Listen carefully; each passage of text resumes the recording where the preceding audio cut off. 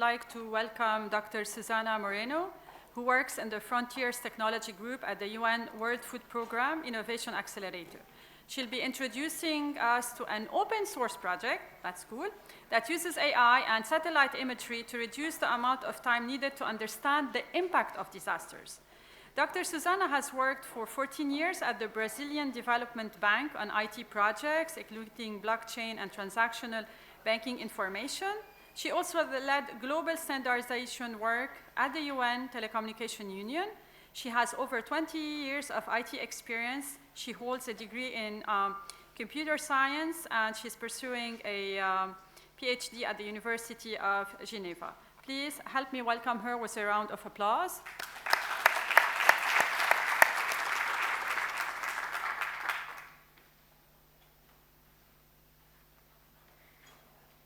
Hello. Thank you for having me. This is a very high-level conference, so very proud to be here. My talk will be about the work that we do in the World Food Programme. I'm focused on frontiers technology, and here I'm going to talk the focus of our work to disaster management. And I have one slide to introduce myself. So I hope I can spare you a bit of my history. So I was born in the northwest of Brazil, where I did my bachelor in computer science. And after I finished my bachelor, I used to know everyone. So I could have stayed there, working in startups, and have all my life there. But I decided I should do more. And then I immigrated to one of the richest cities in Brazil, and I went to a top university in South America. And there I got like very good national job, and I actually took a long time. I was married, I had kids, and I could have stayed there. But I decided that I wanted to do more, and thank you. And okay? Continue. Thanks. Okay. And then I decided to, with my family, we decided to move. So we started to prepare ourselves to really grow abroad. And then I started to cooperate with different international organizations. In this case, ITU, that's the International Telecommunication Union. So I did a lot of voluntary work. And in this work, I had the opportunity to meet many people and to learn a lot. So two people were very important in my life. My advisor, who would be my advisor of my PhD in Geneva, and also the person who introduced me to one position on WFP. And then I got the job. I applied to the job. I got the job. And now I live in Germany with my family, my husband and my two kids. And finally, my kid said to me 2 years ago that she wants to follow my steps. And I enrolled her in a programming school for kids.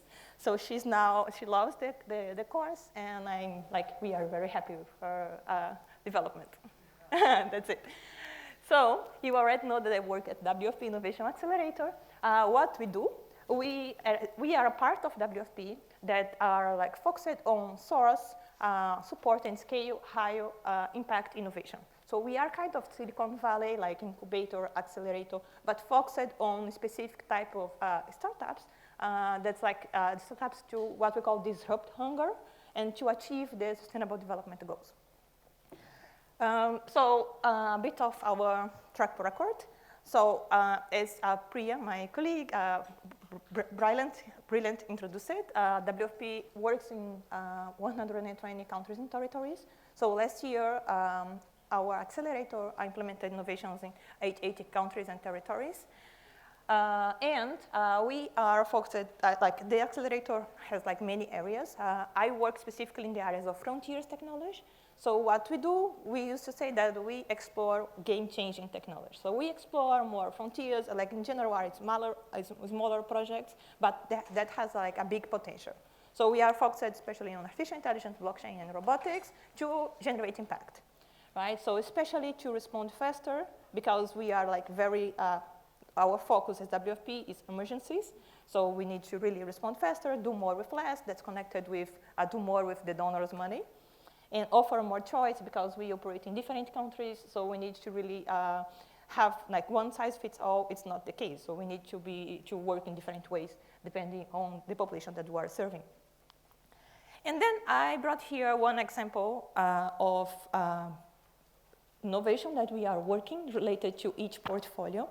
So in terms of AI, we have, in WFP, we have a project called, that we use, like what we used to say, like anticipatory actions. So how we can like look to the data to predict something.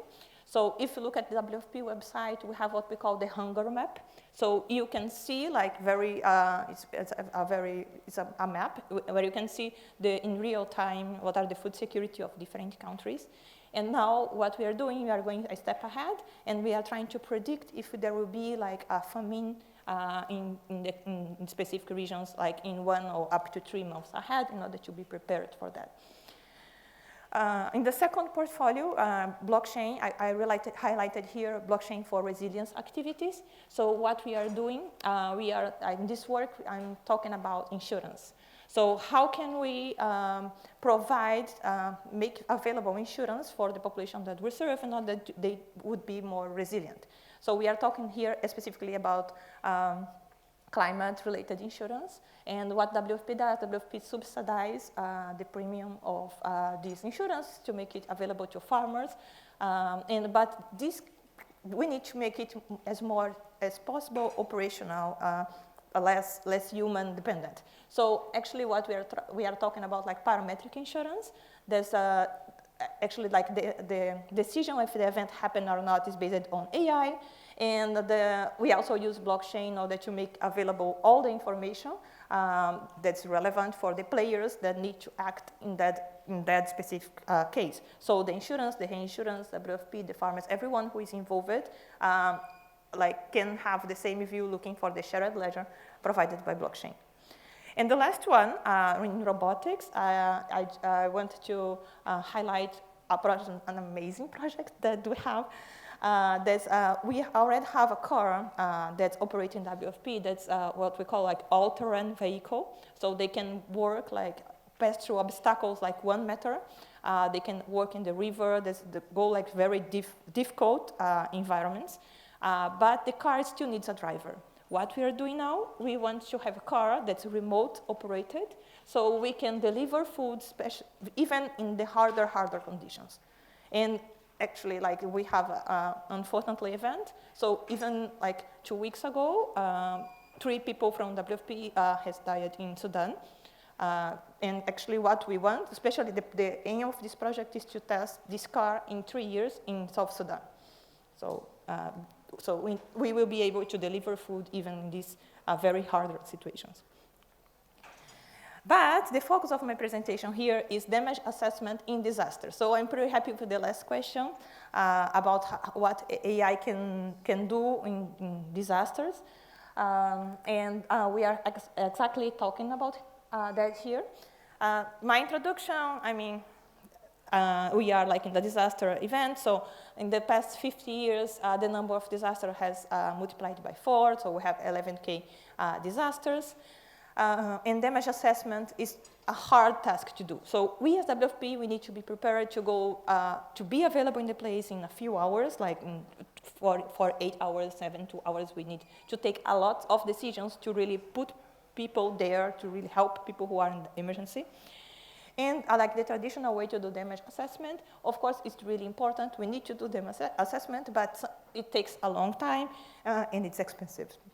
So in this case here, sorry, in this case here, it's a Twitter from the Minister of Turkey. They said they employed 2 years after disaster. They said they could have evaluated more than 300,000 buildings, employing 7,000 people.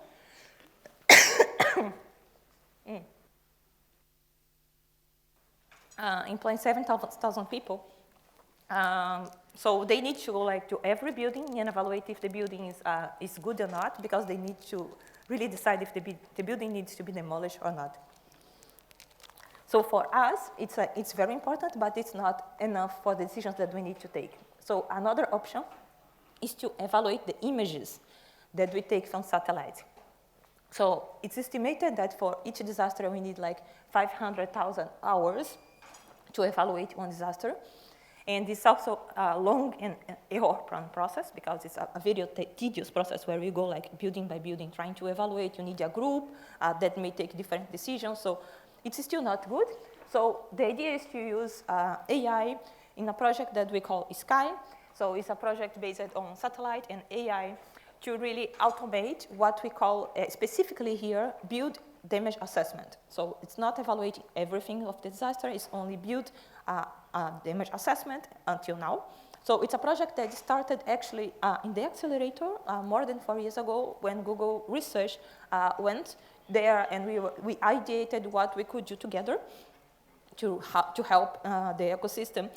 And it's an open source project, you can see some numbers here. So especially we operate, including in the case of Turkey, we were able to respond much faster and of course with much less resource to have initial assessment of what happened. So the idea is to minimize the time to do damage assessment based on imagery of satellites. And the goal is to arrive until 24 hours, especially for the most prioritized areas. So we assessed these disasters until now.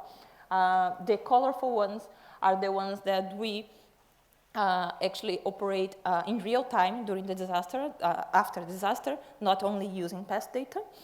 But that's how we train our system until now. So that's a photo of Turkey. So specifically, we are highlighting what we did for a city. So we scanned like more than 100,000 buildings. So we identified like 3,000 of them that are like severely damaged or destroyed. So you can imagine that it's a model that's doing all of that, but it's not exactly one model. What we concluded by studying a solution for the problem is that we have much better results if we fine-tune a model for each disaster. So that's what we do. So after a disaster happens, we need a pipeline where we do some steps in order to create the assessment. So we need to get the imageries, we need to label a small subset of buildings in order to train the algorithm, and then we run the algorithm, we access the output, if necessary we run it again. And the output of the algorithm is for each building, is it damaged, is it not damaged? And the idea is that this is part of information that is going to our emergency team in order to take actions. So I brought some performance. You can see that it varies depending on the type of disaster, and it can vary depending on where it happens as well. So yeah, the numbers talk by themselves. So if we calculated until now, like the algorithm is working more than 10 times faster, more than 70% cheaper than traditional way of doing it using satellite imageries. And as I told you before, the project is open source, so you can see the GitHub, there is documentation on how to use the system, there is also a technical paper for those who want to go deeper on the algorithms behind it. And I am happy to share as well that since it's open source, other humanitarian agents, in this case GiveDirectly, has already used this algorithm in order to decide who is going to receive money or not after a disaster. So part of the money that they disbursed were exactly based on the fact that was the damage destroyed or not for the algorithm. And of course, we as WFP are evaluating this as well. We are in the process of it. And our last project that I want to share that's not Sky. So we, as Accelerator, we deal with different projects, and sometimes they have intersections with each other, and that's why I brought it here. So we have Sky, but at the same time, we have other project that is also evaluating, doing damage assessment, but in this case, employing local communities to get their knowledge in terms of if the buildings is damaged or not, so to help them to create specific models for that specific regions for specific types of disasters. So in the case that makes sense, because like a type of disaster happening a lot in a kind of region, we may apply solutions like that. Right? It's much more expensive to create this model and to maintain this model because like you know, like the environment is changed throughout the time. But it may make sense, and we can, in the end, we can integrate what's the best of two projects. And this project specifically was part of a work that we do by training local communities in different aspects. That's called impact. So my last slide is how to get involved. So it's a call for action. So if anyone wants to support our activities, we are really happy to receive funding, but we are also happy to receive people interested in doing research or doing technical implementations in order to support the development of these projects. So it's not a project for WFP, as I told you before, it's like to create like these public goods that will be available open source. And also, not less important, also help us by spreading the word. And finally, thank you for the University of Beirut, not only for this talk, but also because you supported also the activities of WFP, including the impact project, and that's why I also wanted to see you. That's it. Open to questions.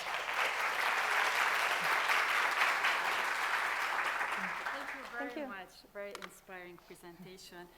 So please, again, we're connected to our online audience. Hi, we are live from OSB.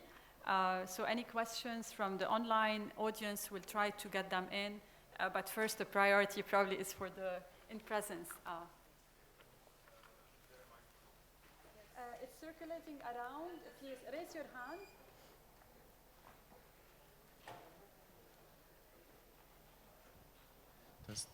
Okay, so I wanted to ask you when you mentioned about like the disasters assessments. I wanted to ask, like, are you trying to include like a spot, the Boston bot? To include what? So like I think it can help you to assess whatever like has happened after, like, you know, the hurricane, the earthquake, or whatever it is. Like so like it can save like human hours from being on the ground. So like you can like get like 5 or 10 bots or like whatever it is, and like you can customize its sensors that like it's for your specific use. You know, it's called Spot, and it's developed by Boston Dynamics. Okay, I will get an answer. So until now, we are concentrating our efforts to build building assessment. So if the building was destroyed or not. But of course, like ideally, we want to also evaluate if the crop was also if the crop of that region was also damaged, if the bridge, the infrastructure, there's also another project trying to evaluate what happened with the infrastructure. So the idea is like if we can increase this project, it's an open source project, to have a broader evaluation of the disaster, it would be amazing.